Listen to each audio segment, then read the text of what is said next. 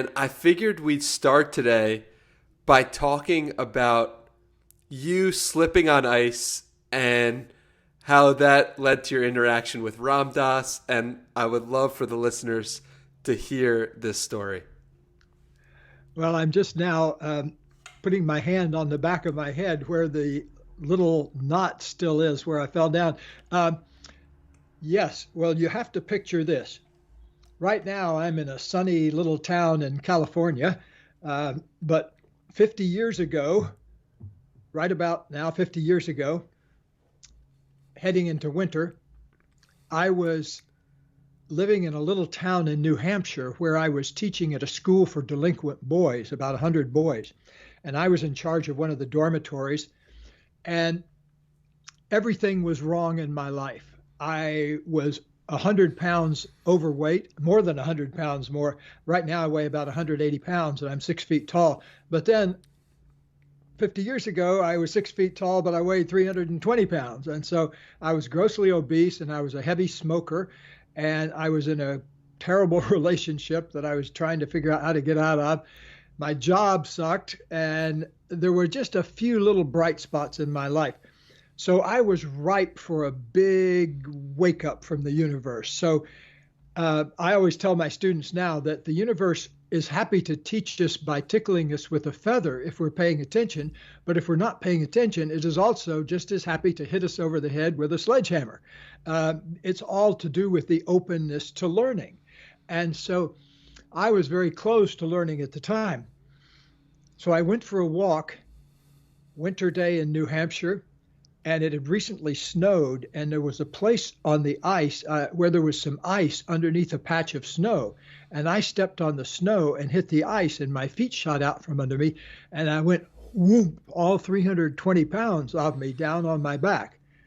320 pounds is probably about what a refrigerator weighs. So it's, a pretty big whump. And so I didn't knock myself out, but I knocked myself out of myself in a way, because there was about 2 minutes where I was in this very expanded state of consciousness, where it was as if I could see down through all the levels of myself that I'd never seen before.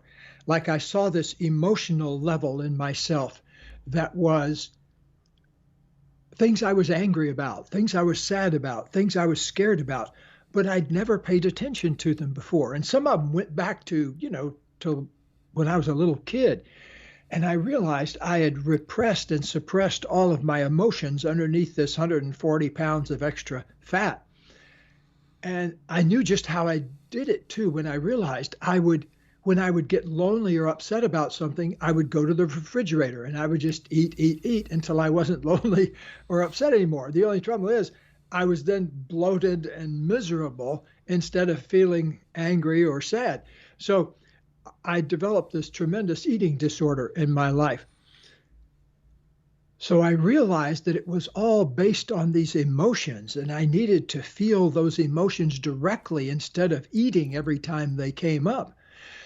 So this was one of the levels I saw down in myself, but where I came to was I saw that there was this deep level, the deepest level of ourselves, that was just pure consciousness. It didn't have any of our programming on it. And that was the big realization, that here was this huge field of pure consciousness that was there before all of my programming.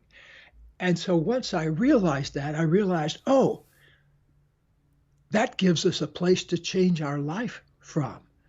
Otherwise, you're just kind of rearranging the deck chairs on the Titanic because you're not at the deep enough level to make a difference. And so I felt that pure consciousness, this big, delicious field, kind of like a inner ocean of pure consciousness. And I feel it this moment too. It's now, 50 years later, I feel it all the time in me.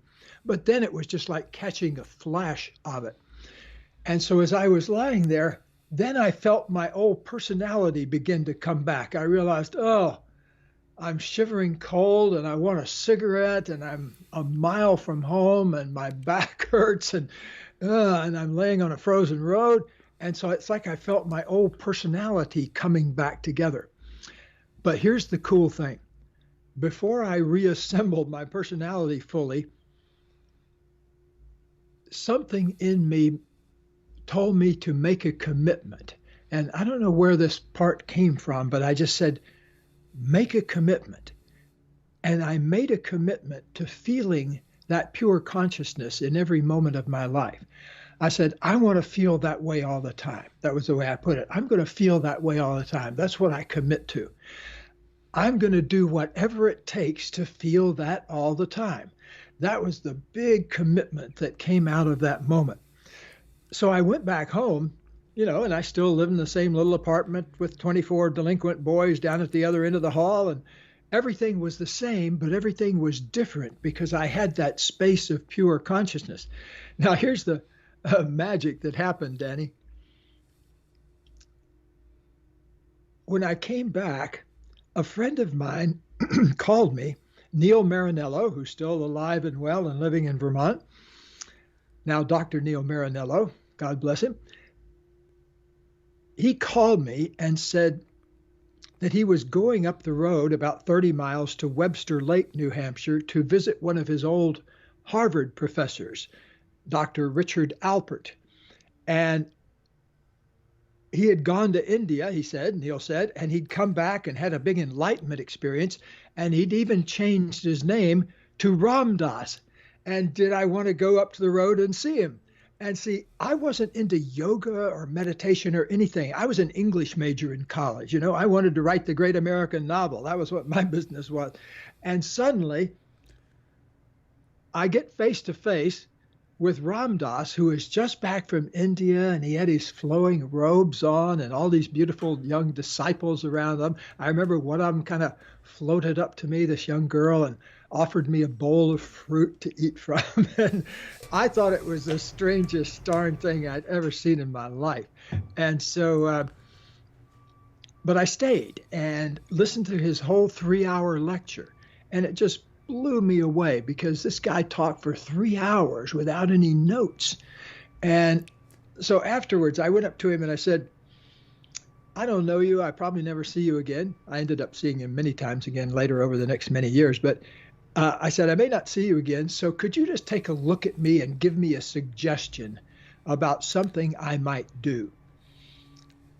And he said, kind of scanned me, and he said, in India, when people have some problem they want to crack through, they don't go to therapy necessarily. They go do some yoga or they go do breathing exercises. And that caught my attention. Breathing exercises. What would that have to do with anything? Well, I said, where would I learn about something like that? And this is the cool thing. Danny, he said, don't worry, something will come to you. So the next day I'm at the supermarket checking out, and I look to my left, and there's a little book called Yoga, Youth, and Reincarnation by Jess Stern, 95 cents, little paperback. And I opened it up and leafed through it, and it was entirely a book full of breathing exercises, yoga exercises, meditation, a whole chapter on how to meditate. I mean, all that for 95 cents. And I took it home and just started doing it. And that was my whole beginning. Within a year, I'd lost more than 100 pounds, gave up the cigarettes, gave up the relationship, the whole business. And wow, I wouldn't be here without that. So if you ever have a chance to fall on your back in New Hampshire, take advantage of the opportunity. What an incredible story, Gay. I mean, but the thing is, right? Someone's hearing that and they want to experience something similar, that feeling of pure consciousness, and they don't want to go and slip and fall on their head. What is your recommendation for them to feel that love, to feel that energy, that oneness with the universe? Yes. I think it wasn't the slip and fall that did it, really. Mm-hmm. It was kind of like just laying there and feeling what I felt for 2 minutes. I don't think I'd ever done that before. I don't think I needed to fall on my back and whoop myself to do that. It was just that that's what it took to get my particular attention. I don't recommend that for anybody else. So what I think it is what I now call a wonder question. that you ask yourself, you ask a question that you really don't know the answer to, but you really, really want the answer to. In my case, the wonder question was, how can I live this way all the time? How can I feel the presence of that spiritual consciousness all the time? And then it took me 50 years, to make good on that. But all the way, I'm getting more spiritually aware all the time. I took a big leap in 1972 when I learned to meditate every day. And I just went to a regular TM training and learned how to meditate. And I've since done more advanced, other advanced forms of that. But that was my beginning. I tried meditating I went to a Zen place once on a week retreat and did breathing meditation and that kind of thing. But when I finally got regular with it was when I finally, in 1972, started doing the twice a day TM meditation. And I've done one version or the other ever since for the last 50 years or so. So that makes a huge difference for me because every day I get a deep immersion a couple of times a day in that space that I just tapped into the first time when I whumped down on my back. So, like I say, the universe will tickle us with a feather if we're paying attention. Well, for me, part of paying attention involves visiting that deep space every day. There was a great French philosopher several hundred years ago named Blaise Pascal. And Blaise Pascal said this one really funny thing. He said, all of mankind's troubles come from the inability to sit in a room alone for 10 minutes doing nothing. I mean, that's pretty amazing insight, isn't it? It's profound and so true. And once you start to tap into that, once you start to really sit with your thoughts and question, it's amazing what answers come up. Now, you strike me as someone who's so loving, so empathetic, so willing to help. And you, from my understanding, have always worked in psychology. When did you know that you were going to help others as your profession long term? Wow, that's a great question. Thank you for asking that. I love a new question to be asked. Well, I can tell you the precise moment. Remember I said I was an English major. Well, when I started this new job at the School for Juvenile Delinquents, it happened to be only 20 minutes away from the University of New Hampshire, which had a really strong graduate program in the evening. And so I right away signed up to go take a graduate level English class. And halfway through the actual first class, it was about 7:30 in the evening. Oh, I should backtrack. I'd caught a ride over with Neil Marinello, who was studying counseling in the School of Education, which was in a different building. And I was over in the humanities building, and I actually sat through half the class, and I realized I cannot sit through another couple of years of this. It's the same old thing. I just can't do it. And so I stood up at the break and left. And I went by the counseling class in the other building so I could tell Neil Marinello that I wasn't going to need a ride home with him because I was getting a ride home with somebody else. And I poked my head in the door and was looking around for Neil. And the room was set up where there were like 8 little groups of half a dozen people.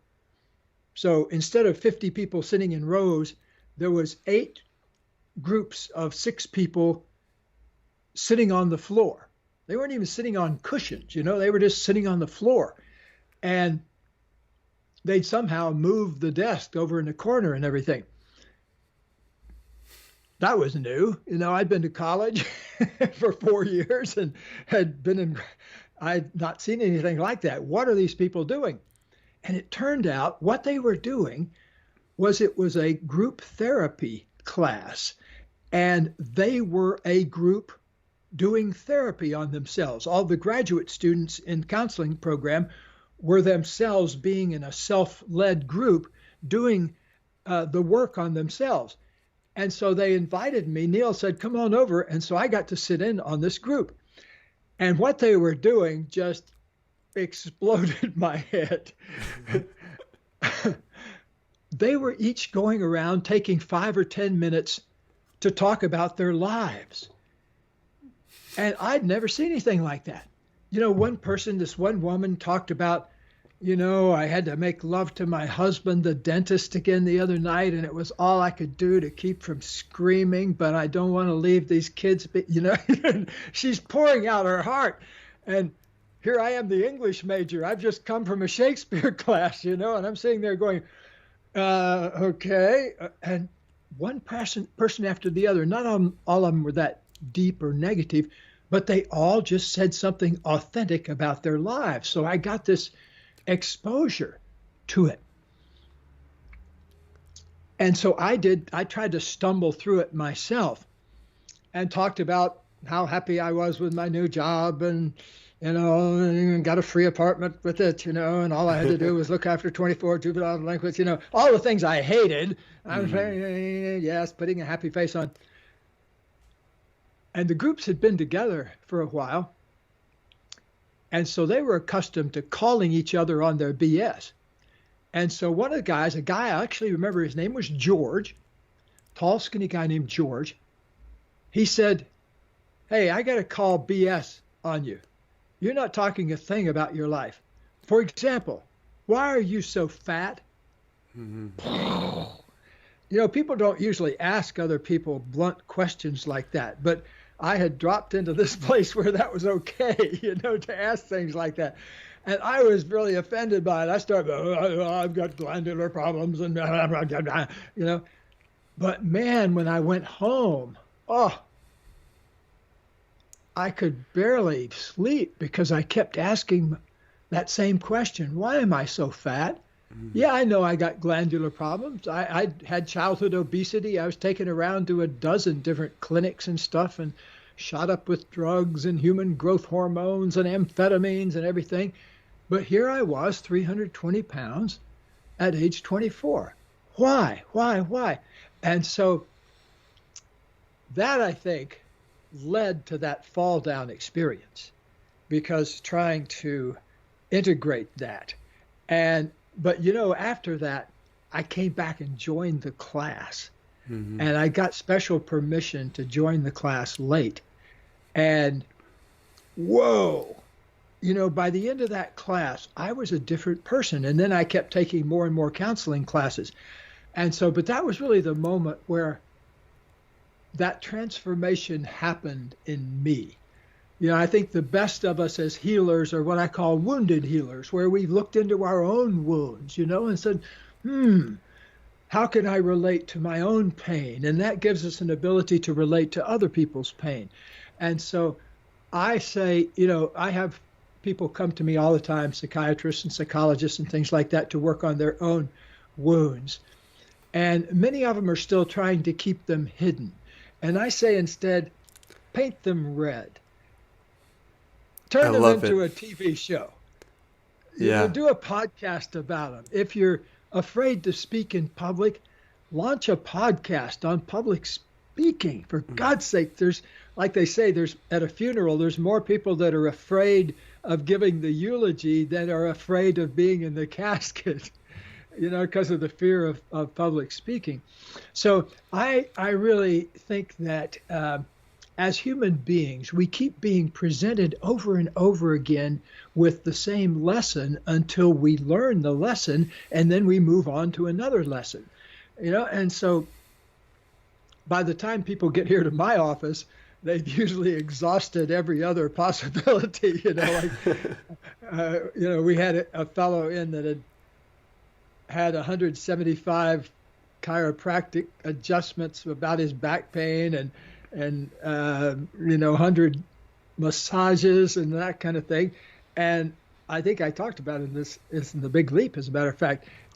My treatment of him took 10 seconds.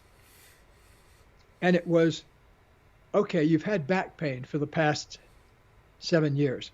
What have you been lying about for 7 years that you can't get any attention to any other way but by putting yourself in constant misery? It turned out he'd been having an affair with his secretary and hadn't bothered to tell his wife about this. And it had been going on and off for 7 years. The whole time he's concealing, the whole time he's hiding his feelings, the whole time he's furious at himself. So of course his back is going to hurt. Something is going to happen because our bodies don't lie. Our bodies tell the truth. It's our mouths that can spin these amazing lies. I remember my grandmother said something really wise when I was a kid. She was a great psychologist without being a psychologist. I don't think she graduated from high school, but she always said, if you tell lies, you'll eventually trip over your own shoelaces. And she said that if you tell the truth, you don't ever have to remember what you said. And that was really, it's true, isn't it? I mean, you never have to rehearse what it was you were supposed to tell one person. And golly, what an amazing amount of stress that takes out of your life just by simply being willing to speak the truth and be honest about things rather than hiding things all the time. Going back to what that kid said in the classroom to you of, do you think that this is because why are you fat? Asking you that hard question and forcing you to look at that question. Do you think the reason why he was able to say that was because maybe he wanted the best interests for you? He wasn't asking it in a way that was derisive or trying to put you down. He was literally just curious about it. Do you think that's the reason why he was able to ask that question? I think so. I think he was motivated. I appreciate the question. First of all, if I could track him down, I would shake his hand and send a contribution to his favorite charity. That reminds me, maybe I could even do that. I think I could probably research his name. Let's just pause for a second while I make pause. a note of that.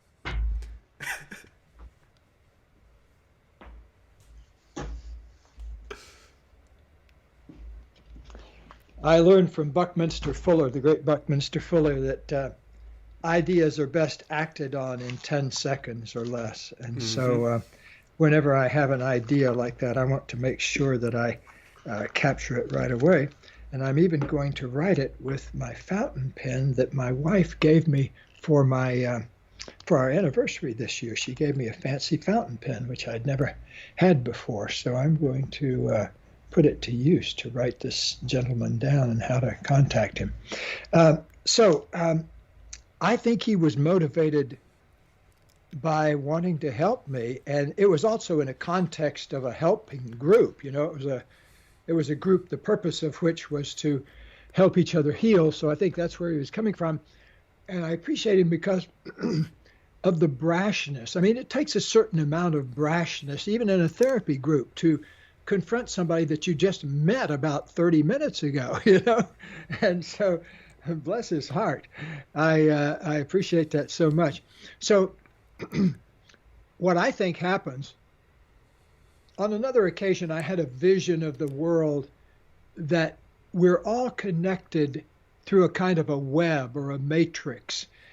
And as we come up to each other, there's something we need to learn from each other. And especially if it's a significant relationship that occurs over time. Like in the relationship I was in when I was 300 pounds, was with a woman named Linda. And we argued all the time. I mean, we made each other just totally miserable. And here's the thing. It wasn't till we had broken up that I realized how oblivious I'd been to something a Psych 101 student could have told me. And that is, I always was angry about her anger. Her anger used to bug me all the time. And finally, a year after we split up, I realized, oh, wait a minute. She's just reflecting my anger. And once I started seeing her as a reflection of stuff that I needed to learn, suddenly we could have a relationship with each other. Not that we ever got back together or anything, but I think that life keeps bringing us up to people that we need to learn something from, and they need to learn something from us. And if we can learn from each other, the relationship thrives. And if we can't, we kind of beat ourselves up against each other until we go our separate ways. And I went through a lot of those kind of relationships up until I was 34 years old. And here's the cool thing. Within a month of having a certain realization, I suddenly met the love of my life, Kathleen, also known as Katie. And by the way, we just celebrated our 39th wedding anniversary. Congratulations. Thank you. Thank you. And so, but the realization was this, that I realized I'd screwed up every relationship in my teens, my 20s, and up until my 30s by one of three things. One was I didn't tell the truth to them. And so naturally, they didn't tell the truth to me. So I stonewalled my feelings, or if I did something I was ashamed of, I didn't tell them about it. So I messed up every relationship by concealing the truth. Number two, I messed up the relationship by blaming and criticizing rather than owning responsibility for anything. If they would criticize me, instead of saying, okay, let me look at that, I would say, okay, well, that's, you're this way, and I'm the real victim here. So I would blame and criticize instead of owning any responsibility. And the third thing I did, really bad habit, was I would sacrifice my creativity to the relationship. I got less done creativity-wise because I was involved in too much squabble in the relationship, and it ate up my creative energy. And, I'm a very creative person. I'm a writer. I go in a room for several hours a day by myself and disappear, and then I come back. And if that's not okay with the person in the relationship, conflict. And so I'd been in one relationship after the other where I felt like I had to get smaller in order to be in the relationship. And so I realized, okay, from now on, I'm going to create relationships where both people tell the truth, both people take responsibility, and both people are engaged with their creativity. Whoosh! Suddenly then my relationships began to take off. And it was such a joy because within a month, I met Katie. And suddenly a woman came into my life who wanted exactly the same thing. And so, they talk about the concept of soulmate or everything. I don't know if there's one soulmate for you out there or anything. But I found a person 40 some years ago now that I can be myself with. I don't have to put on anything. I can just tell the absolute truth. And I'm with a person that both of us, when something comes up, can take responsibility for it. And I say, okay, I think here's why that's happening from my point of view. And then she says, here's what's happening from my point of view. So problems that used to take 10 weeks or 10 years, we move through it in 10 minutes. And so once you get good at that kind of thing, it's possible to go absolute years and years without having a cross word between you. Katie and I haven't had an argument this century. What are we, 2020 now? So that's 20 years for sure, because I know we've lived in this house for that long and no one's raised a voice to each other or had any kind of a cross word since we've lived in this house. So it's possible, it took us 10 years or so of working on it, but then for the last 20 years or so, it's been possible to go through our lives by putting our attention on creative projects we want to do together. So I think I mentioned that I just have finished my 47th book at age 75, and have written 8 mystery novels since I turned 65. And so I'm having the time of my life. And I think the reason for it is that I like to do things that increase the life energy in me. I work out 3 days a week with a personal trainer because he pushes me to the edge. It's a little private gym where there's nobody else, so it's just the two of us. We got our masks on, and he's pushing me to the edge. And as a result, I come out feeling a greater flow of life energy. And so whatever it takes for you, I like to take walks with my wife for the same reason. And we have these 2 little e-bikes, electric bikes that we go for long bike rides that the electricity will kick in when we're going up hills so we don't tear up our rickety knees. So I think we ought to, as we get older especially, do more and more things that increase the flow of life energy. One of my great mentors, Eric Erickson, the developmental psychologist at Harvard, said that after 50, you have a choice every moment between creativity or stagnation. Creativity or stagnation. The way we put it here in our seminars is, especially after midlife, every breath you take is a breath of inspiration or a breath of stagnation. And we need to grow. Interestingly enough, you're in the first half of your life, Danny, but once you pass 40, you have to grow a different personality to make it from 40 to 80 than you did from 0 to 40. And so you have to be open to learning so that you keep the best aspects of yourself that you have now, but then you leave behind ones that aren't as much fun to be with. You mentioned the creative process a bunch, and I'm super curious what your creative process looks like. Obviously, for someone like you, it seems as if every moment you're living is a moment for creativity, which is a beautiful thing.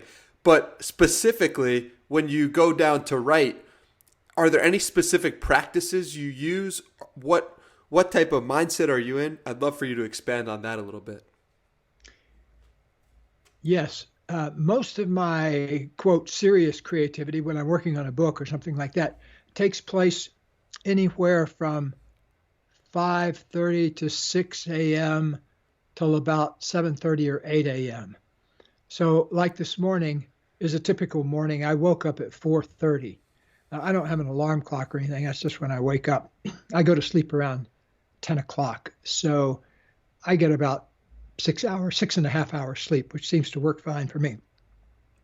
So I wake up around 4:30 and I get up and my two cats, Greta and Allie, get up with me. My wife likes to sleep in till 7:30 or 8 o'clock. So those first few hours of the day are just me and the cats.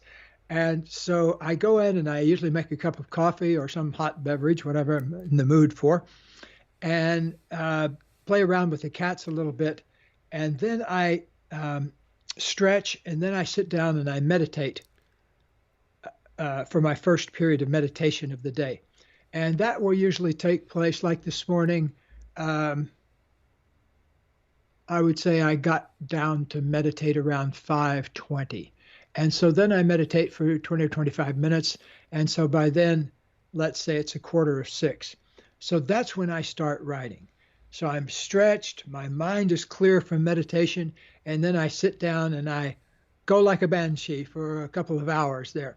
And then as soon as that period is over, as soon as my wife gets up, then I close off my serious writing period for the day. I do other creative things throughout the day, but as far as working on a book or something, that's done in those early morning hours when it's quiet and still and just me and the girls.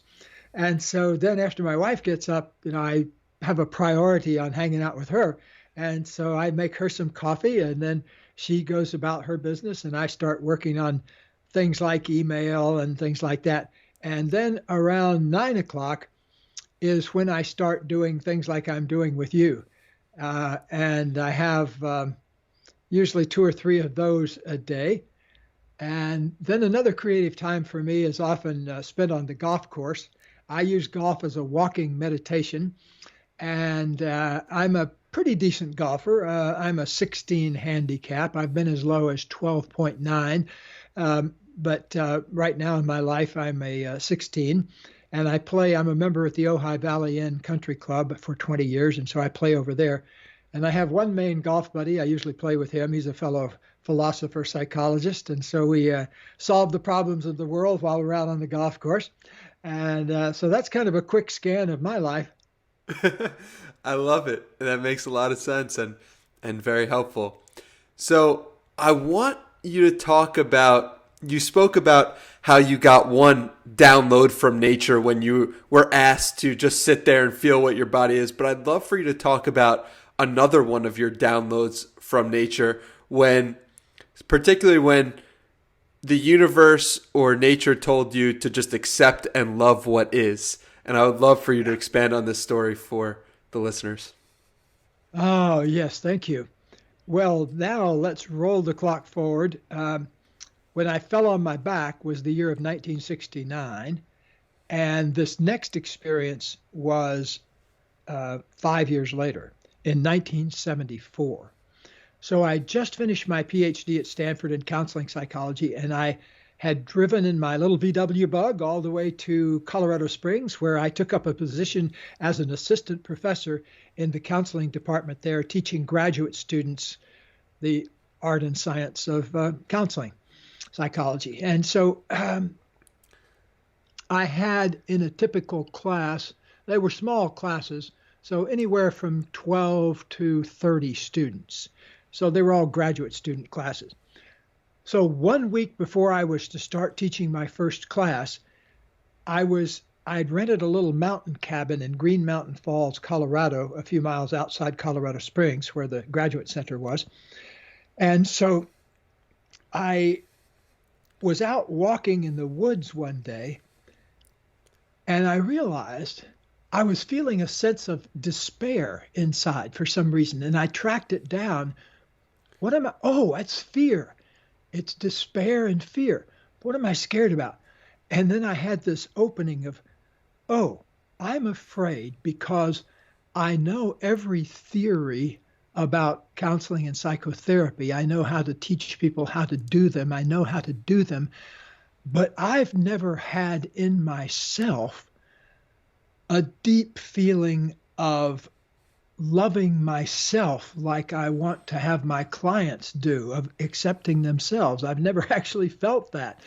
And so I asked the universe this big question like, what is the thing that we're doing wrong that if we did it right, things would flow much more easily? And the question kind of came out a positive way too. It was like, what's the one thing we need to do right in order to have things be easeful and flowing in our life instead of rocky and rough? And so that was the question that I hatched. And instead of asking it mentally, I just kind of asked it, broadcast it with my whole body. And I realized I'd asked professors questions like that, and I'd asked books 1,000 times, but I never just asked the universe. And so I did that. I just stood there under a tree and I'm open, tell me about it. And I got the answer in a most unusual way. Instead of a printout in my mind or something logical, what happened was this gigantic, roaring, very pleasant, but roaring rush of energy that seemed to come up from the ground throughout my whole body and up the top, out the top of my head. It was like this, wow. And what it seemed like it did was put me in my body again, like I'd been in my body that time I slipped and fell on my back. But this time, I just asked a question. I just opened up and asked the universe directly. And that was a huge, talk about the big leap. Later, I would write the big leap, but that big leap was immense, where I suddenly realized, oh, I don't really need to do anything. I just need to get out of my own way and let the universe operate through me. Oh, it's that easy. And so, in a way, remember that point where I was talking about going up and talking to Ram Dass, and I'd asked him, like, I heard you talk for 3 straight hours without any notes. I can't even go into a class with my juvenile delinquents without 3 pages of notes about what I'm going to talk about. Where do you get this stuff from?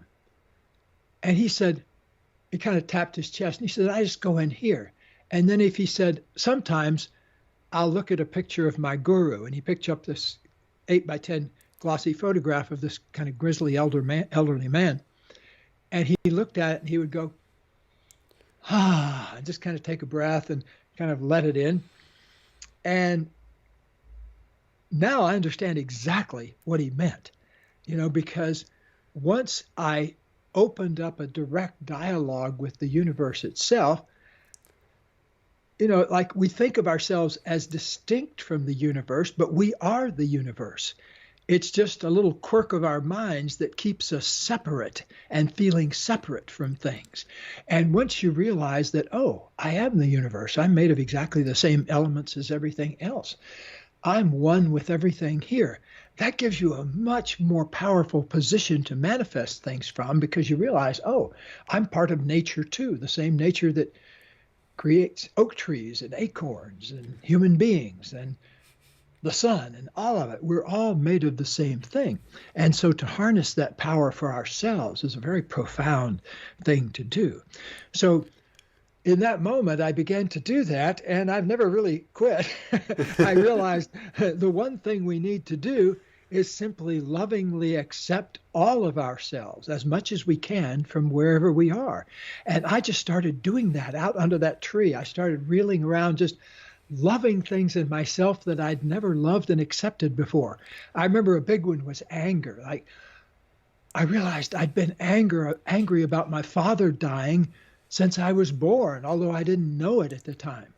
My father died when my mother was pregnant with me, and my mother went into a steep decline at that time. And so I was born into this feeling of depression and rage about that. But I didn't know where that was coming from, until I did a lot of soul searching on it later on in my life.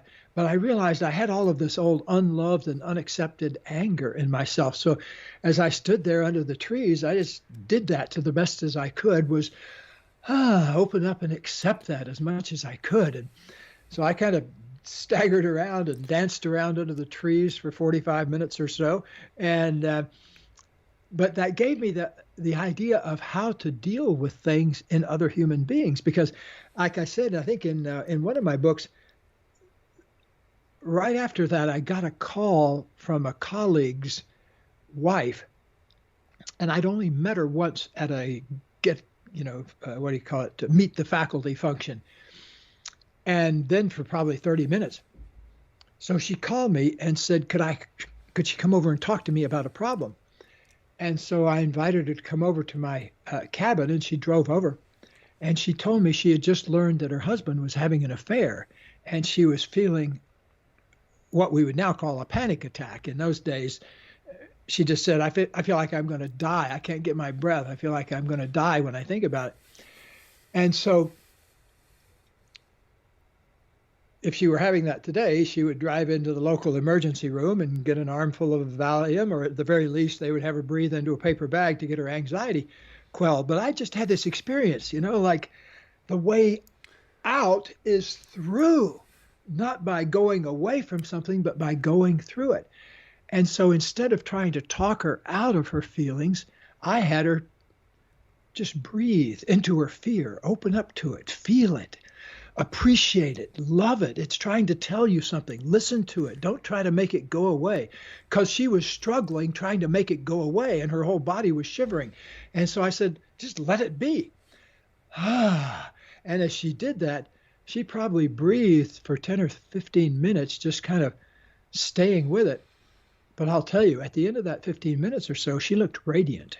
She was no longer a scared 40-year-old woman whose husband was having an affair. Now she was empowered, and she was ready to think of some solutions to it. And so they eventually worked through it. But I'll tell you, how many times in life do we come to something like that gives us pause, or shakes us up or knocks us out of our way of being?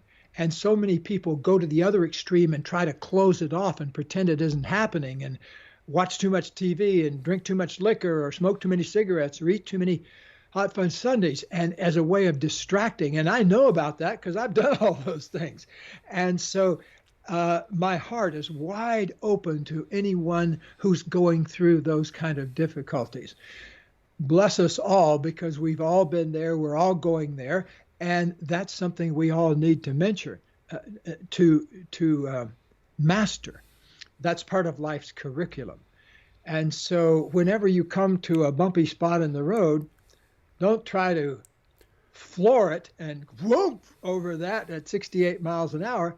take it easy, go over it slowly, and just kind of breathe your way through it and find out what's going on there.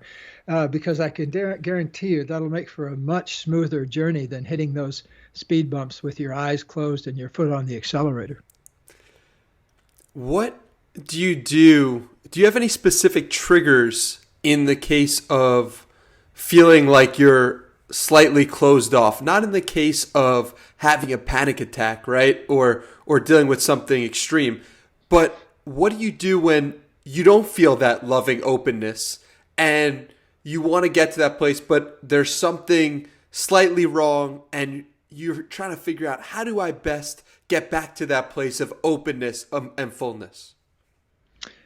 Yes, the key that you're looking for is wonder. The moment of wonder is sacred to us human beings because it's a moment of not knowing and really wanting to know. It's an exquisite combination of those kind of things, because if you really want to know and you really don't know, that's a perfect place then to birth something new in the universe. And so your entry point is always wonder. So take a moment and wonder about that.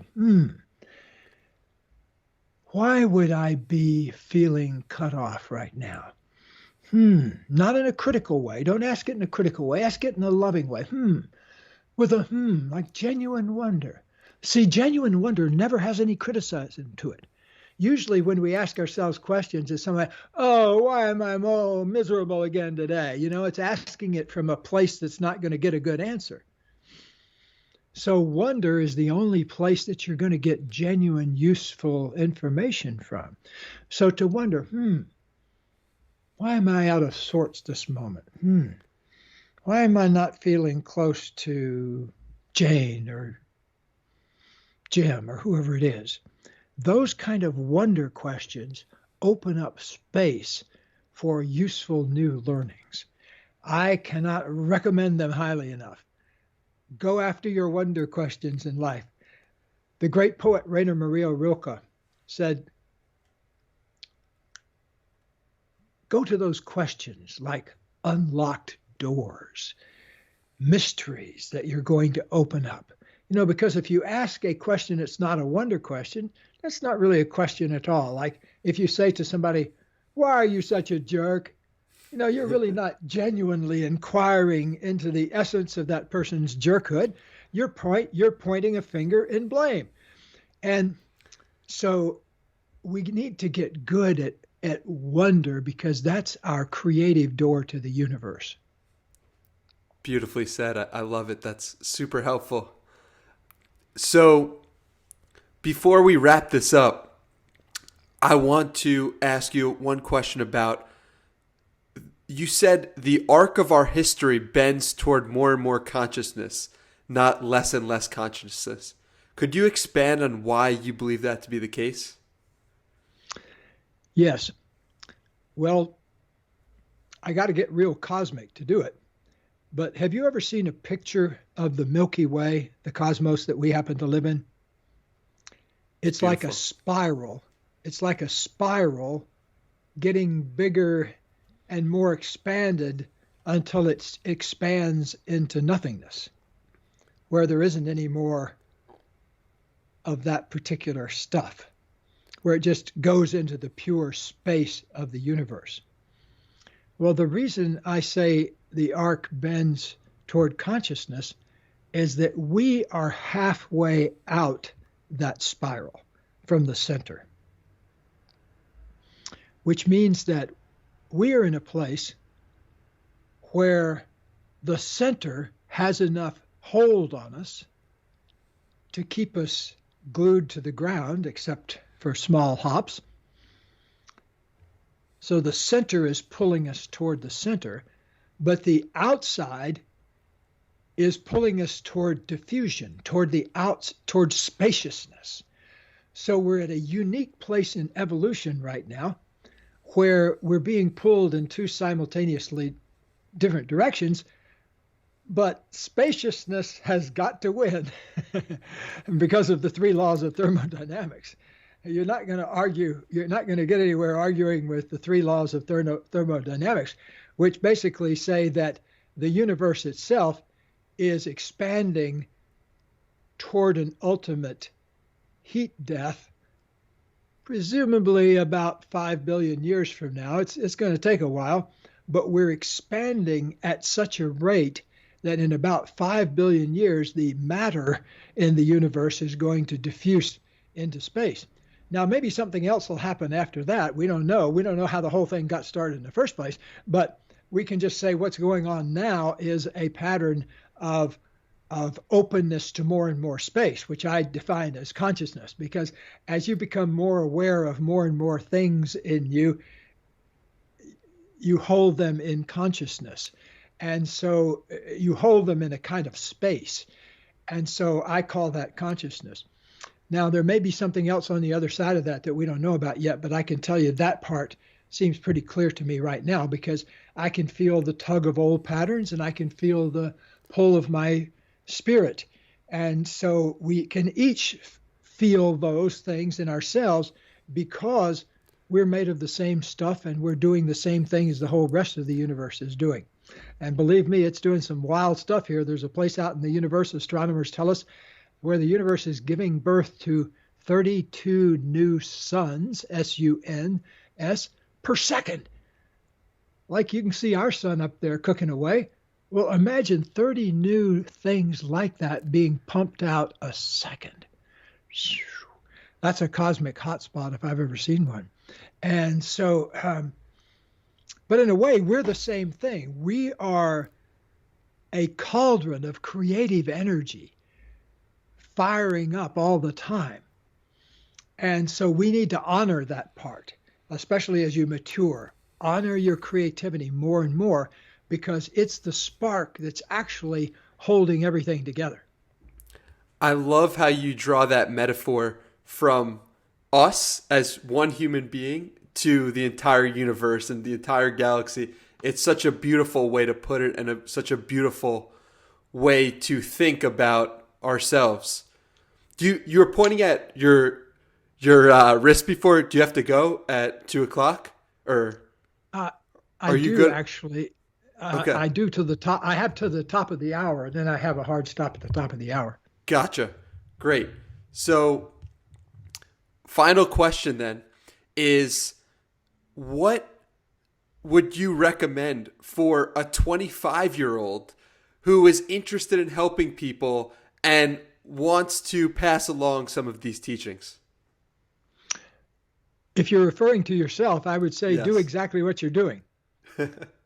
I mean, right now, are you more in your genius zone doing this than you are in other things you've done in your life to make money or occupy your time? Absolutely. Yeah. Well, see, I believe that we all need to start with doing 10 minutes of our genius a day, then expand that to 20 minutes, 30 minutes, so on. So you're getting a really great start. Now, what I would say from here on out is to find ways to do this in more and more ways, what you love most doing about this process. Find new ways to do that, new ways to merchandise it, new ways to market it, whatever you need to do to make those kind of things happen. That's not my particular genius, but the thing I can tell you that if you will keep doing more and more of the minutes of your day in your genius zone, that I've never seen that fail. I love it. Thank you so much, Gay. Where can people find you before this is all wrapped up? They can find me at my home website, which is Hendricks.com, Hendricks.com. I'm also all over Facebook. We have Hearts in Harmony on Facebook, which is our big community over there. And I also have recently taken up Instagramming, which is a whole new thing for me over the last few months. I've been having a lot of fun. So I'm at Hendricks.gay over there. And so catch me one platform or the other, and we'll talk again sometime, I hope, Danny. Thank you so much, Gay. Really appreciate everything, and have a great one. You too.